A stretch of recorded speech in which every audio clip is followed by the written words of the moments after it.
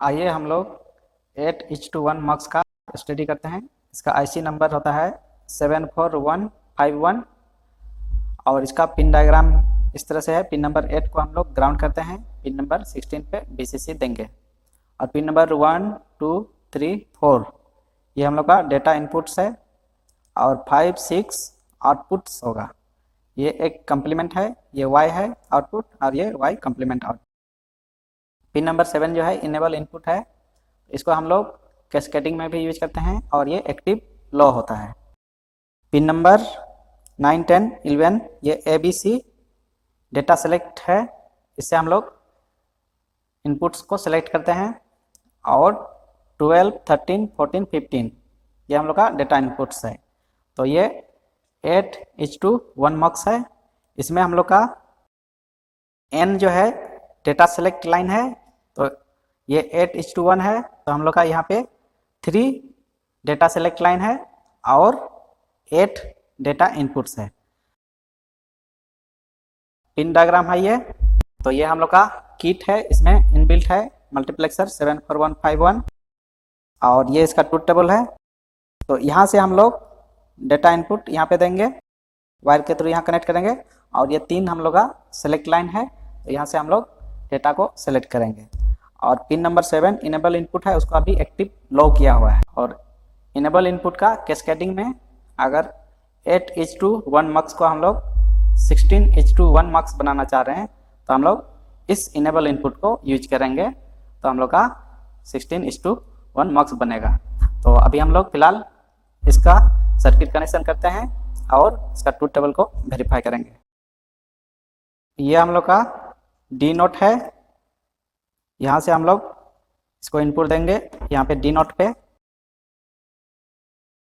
और ये D1 को यहाँ पे D1 पे कनेक्ट करेंगे।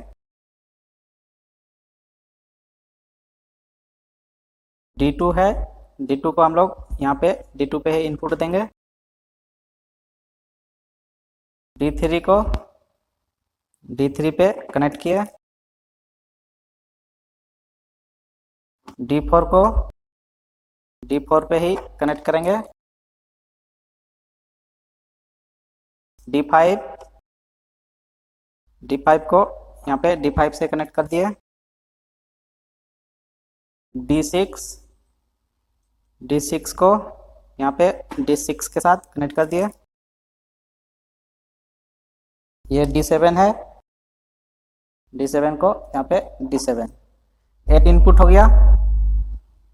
यहाँ से D0 से D7 तक टोटल 8 इनपुट हुआ और हम लोग का 3 सेलेक्ट लाइन है A0 A1 A2 और आउटपुट हम लोग यहाँ से देखेंगे। ये हम लोग का सर्किट इनबिल्ट है। तो आइए अब हम लोग इस ट्रूथ टेबल को वेरीफाई करते हैं। तो अभी हम लोग का ये लाइन अभी यूज नहीं कर सकते हैं, यहाँ पे इनबिल्ट है, इसलिए इनेबल इनपुट का अभी हम लोग एक्टिव लो में ही रखें, एक्टिव लो में ही रहेगा ये। तो अभी हम लोग यहाँ से पावर ऑन करते हैं। अब सेलेक्ट लाइन तीनों हम लोग का लो पे है, ये हम लोग का डाउन में रहेगा तो लो पे और ऊपर रहेगा तो ये हाई हो जाएगा। तो अभी तीनों लो पे है। अब डेटा इनपुट को हम लोग सबको हाई कर देते हैं।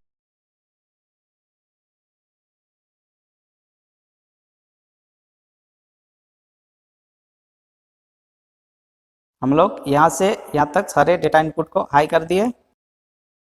अभी हम लोग का जो डेटा आउटपुट आ रहा है D0 आ रहा है, यानी ये वाला, इस डेटा को ऑफ कर रहे हैं, तो ये हम लोग का आउटपुट ऑफ हो जा रहा है और इससे कोई फर्क नहीं पड़ रहा है। D1 से D2 से भी कोई फर्क नहीं पड़ रहा है। जब सेलेक्ट लाइन 0 0 होगा तो D0 आउटपुट आएगा, डेटा 1 जो है वो आउटपुट आएगा। अब हम लोग 0 0 1 A0 को हाई करेंगे। अभी जो आउटपुट आ रहा है हम लोग का D1 आउटपुट आ रहा है, D1 को हाई और लो कर रहे हैं। D1 को ऑन ऑफ कर रहे हैं तो हम लोग का वही डेटा आउटपुट आ रहा है, बाकी से कोई इफेक्ट नहीं पड़ रहा है।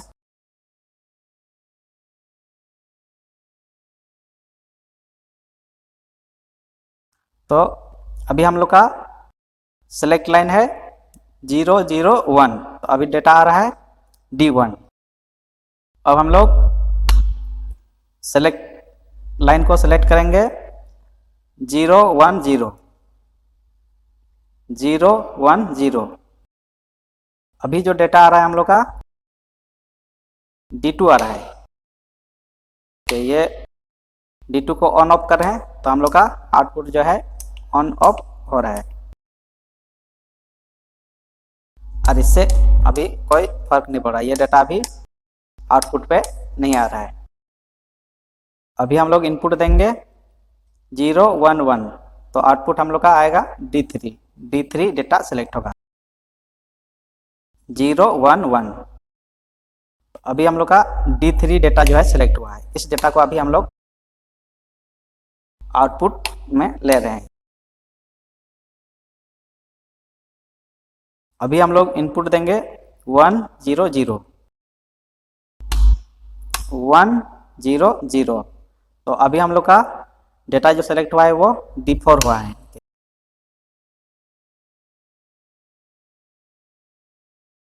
फिर हम लोग इनपुट देंगे 101, तो डेटा जो सेलेक्ट होगा वो D5 होगा 101। तो अभी हम लोग का डेटा जो सेलेक्ट हुआ है ये D5 सेलेक्ट हुआ है। फिर हम लोग इनपुट देंगे 110। तो अभी हम लोग का डेटा जो सेलेक्ट होगा वो D6 होगा। ये इस डेटा को ऑन ऑफ कर रहे हैं तभी हम लोग का आउटपुट जो है हाई और लो हो रहा है। अब हम लोग सेलेक्ट करेंगे 111। तो अभी हम लोग का जो डेटा होगा वो हम लोग का D7 आउटपुट में आएगा। तो इस तरह से हम लोग इसका ट्रूथ टेबल को वेरीफाई करते हैं।